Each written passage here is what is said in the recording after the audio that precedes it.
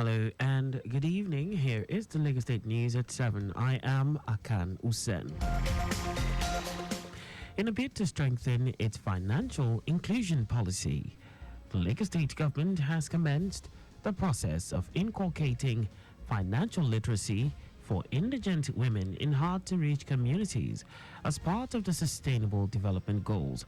While speaking with journalists during a press conference in Alausa, Special Advisor to the Governor on Sustainable Development Goals, Oreoluwafini Awokoya, noted that the first phase of the intervention targets 100 women per community in 14 local government areas of the state.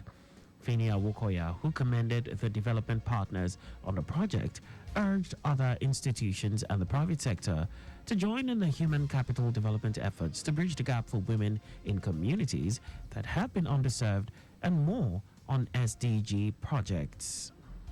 And for us here at the Office of Sustainable Development Goals, it's never about going it alone. We believe very much in SDG 17, which is partnership for the goals.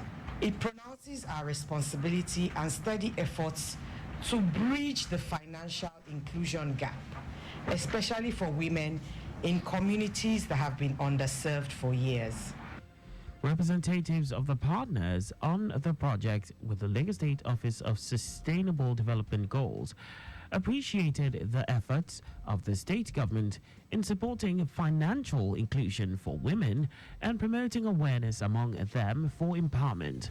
The theme of the project is promoting human capital development (HCD) in Lagos State through advocacy for women's financial inclusion in hard-to-reach communities and increased awareness of data's role in delivering better HCD outcomes.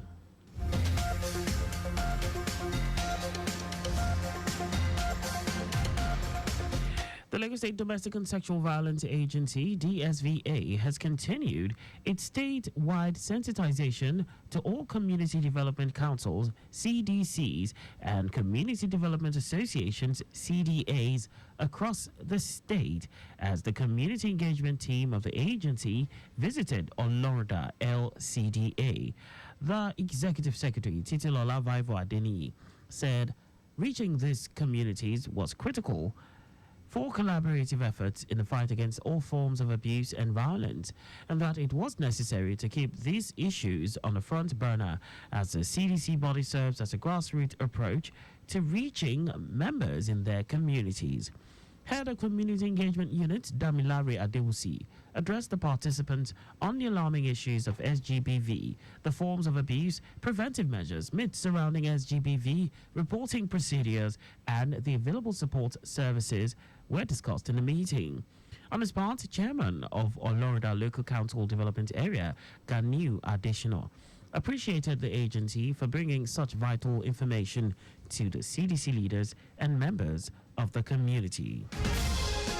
Lagos State government has alerted residents and property owners at the Ogun River banks to be ready to relocate to higher grounds as the authorities of Ogun Osun River Basin Development Authorities commence staggered release of water from Oyon Dam. Commissioner for Environment and Water Resources, Tokunbo Wahab, said Lagosians needed to be alerted on the commencement of release of water to maintain the sanctity of the dam and its socio-economic implications for Lagos State.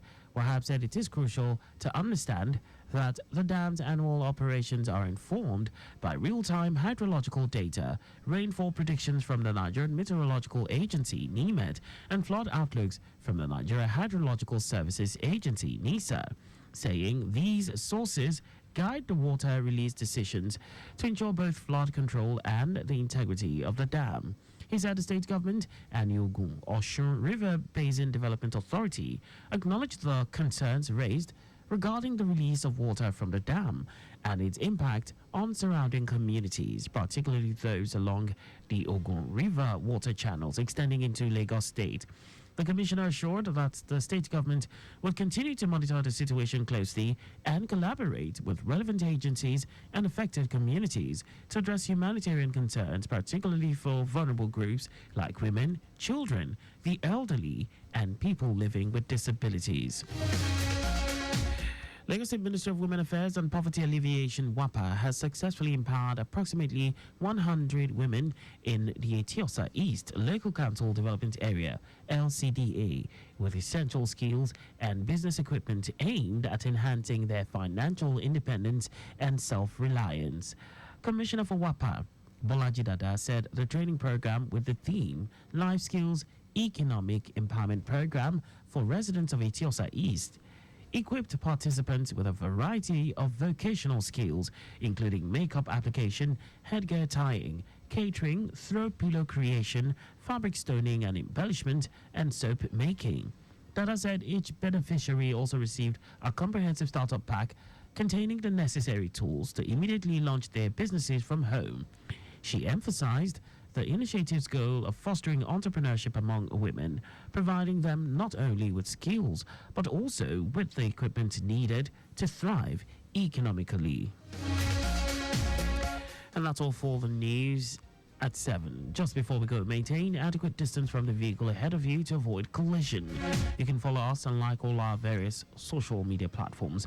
On X at Traffic Radio 961, Facebook Lagos Traffic Radio 96.1 FM, Instagram Lagos Traffic Radio 961. On YouTube, subscribe and watch us live on our channel Traffic Radio 961. You can also visit our website on www.trafficradio961.ng. Did you know that the Sanwo-Olu administration supplied 86,000 dual furniture sets to 775 public schools? You can get more details on the Lagos State Government's website.